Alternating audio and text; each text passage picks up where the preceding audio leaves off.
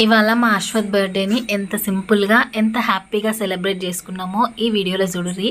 Video అయితే చివరి వరకు చూసి నచ్చితే లైక్ చేసి కొత్తగా మన ఛానల్లోకి వచ్చినట్టయితే సబ్స్క్రైబ్ చేసుకోవడం మాత్రం మర్చిపోవద్దు.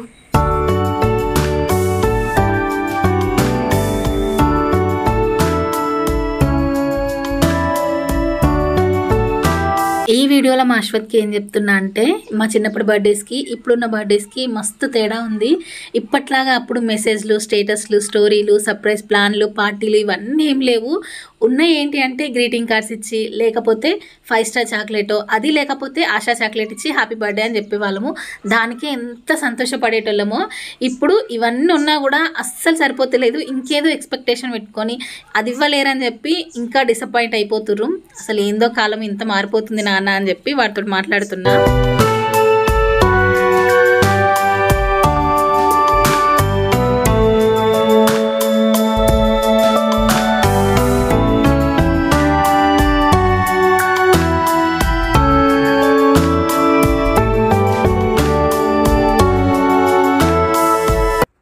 ఎవరింట్లో బర్త్డే అయినా ఎక్కువ చేసుకునే సిగ్నేచర్ స్వీట్ ఏంటంటే సేమియా పాయసం.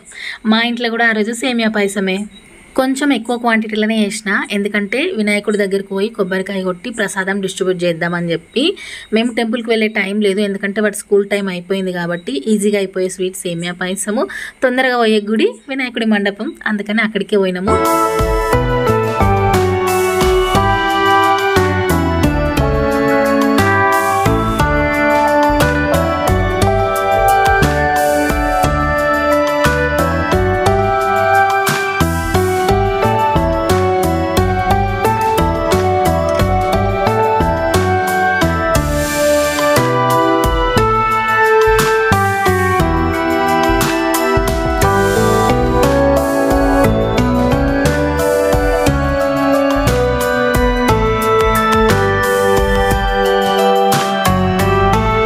ఫోటో తీస్తలే, వీడియో తీస్తున్నారు. పొడవైన నేను కింద ఉన్నాను, పైన ఉన్నావురా. నా హైట్ అయిన నువ్వు, అన్నయ్య హైట్ అయిన. వచ్చిందా వ్యాన్? బాయ్.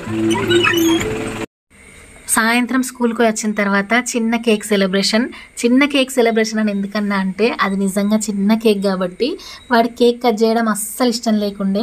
రెస్టారెంట్కి పోయి హ్యాపీగా తినేసేద్దామని అన్నాడు. కాకపోతే కేక్ కట్ చేయకపోతే ఇంట్లో వాళ్ళందరికీ బర్త్డే ఫీలింగ్ రాదు కాబట్టి కేక్ కట్ చేయ బిడ్డ అంటే సరే అన్నాడు.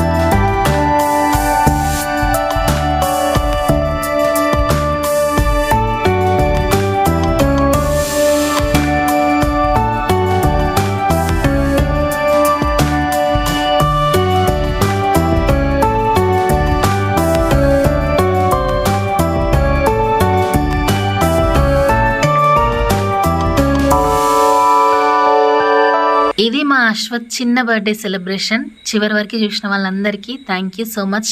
బాయ్.